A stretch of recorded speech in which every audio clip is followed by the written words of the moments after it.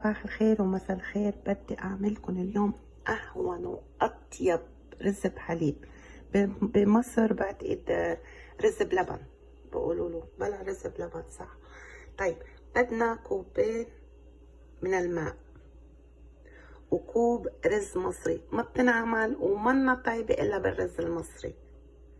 عندكم 6 أكواب حليب، هون بدكم تحطوا 6 أكواب حليب، كوب ونص من السكر، ومسكة، هيدي المسكة، وبتضيفوا كمان بدكم ماء الزهر لنكمل. بصير فيها بنضيف الماء وبنضيف عليها الرز وننطرها لتغلي. كأنكم يعني بدكم تفلفلوا للرز، عرفتوا كيف؟ نحركها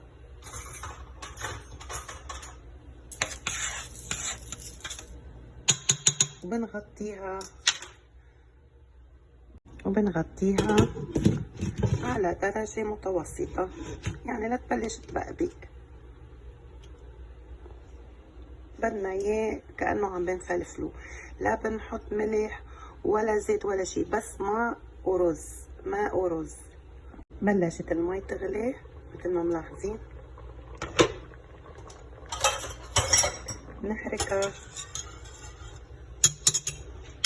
نرجع بنغطيها مثل ما قلنا لكم. بنوص هلا النار للاخير لحتى يفلفل، يعني تنضج الرز تفتح. نكملهم ليصيروا 6 أكواب حليب ونتركهم على النار لحتى تبلش تقب. بس بهيدا الوقت بنحركهم لحتى يبلش الحليب اللي هو اللبن بالمصري يبلش يطلع. ما أضفنا السكر عليه، نحرك ليبلش للغليين.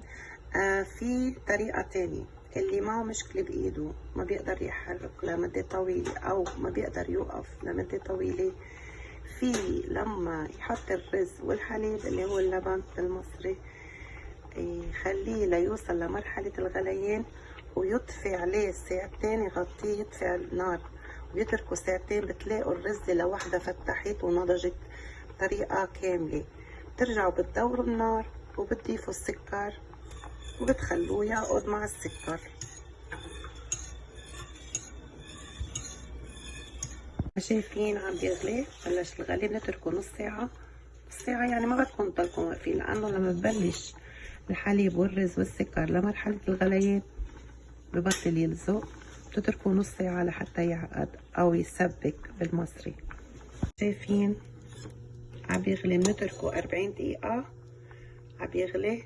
ولما هيدا الخليط بيغلي ببطل يلزق، يعني ما ضروري ابدا تحطوا ايدكم، بس كل 10 دقايق تعوا اعملوا هيك، حركوه حركه وحده، نتركه لحتى يتماسك. وبنفس الوقت تكون كمان الرز فتحت اكتر واكتر مثل ما شايفين، وبتشرب من الحليب اللبن وبتطلع اطيب واطيب.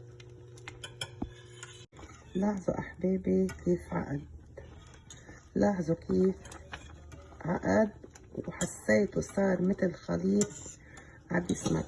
بهيدا الوقت بنكون عنا نحن المسكة اللي ورجيناكم اياها باول الحلقة، دقينا بتضيفوها،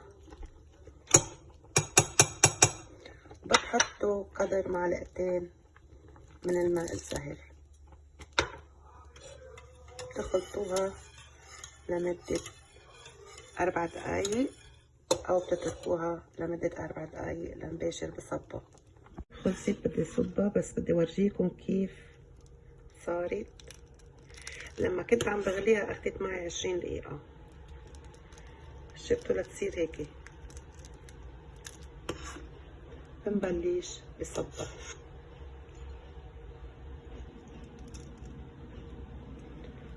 قال بنبلش، لا بنباشر كلمة أكتر. لازم أنا بلش أتعلم كيف بيحكوا لغة الفيسبوك واليوتيوبر يعني شفتوا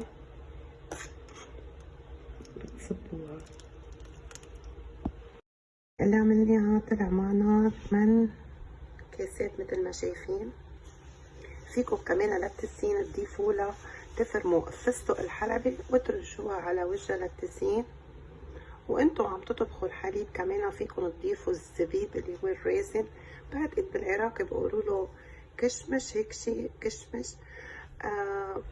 اعزائي اذا انتوا عملتوا كمية كبيرة بدكم تحطوها بالبراد، واذا ما بتاكلوا انه ما شاء الله انا عندي هولي هلا بروحوا بساعة، بس انتوا اذا ما عندكم ناس كتير تاكلها وبدكم تضلها بالبراد مشان ما ينشف الوجه بتغطوها بنايلون، شقفة نايلون بتفوتوها على البراد.